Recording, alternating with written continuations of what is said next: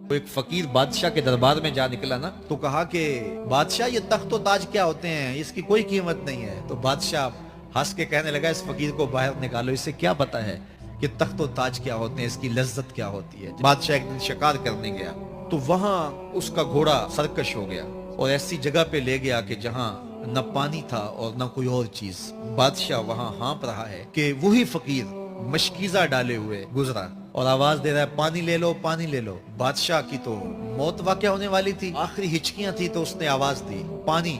تو اس فقیر نے کہا کہ ہاں تمہارے پاس ہے کوئی قیمت پانی دینے کی؟ اس نے کہا بابا میں بادشاہ ہوں، جو مانگو گے میں دوں گا، مجھے پانی دو، میں مر رہا ہوں۔ اس فقیر نے کہا آدھی حکومت لگے گی۔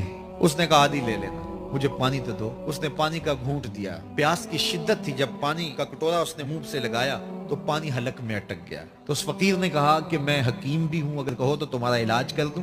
اس نے کہا ضرور کرو، لیکن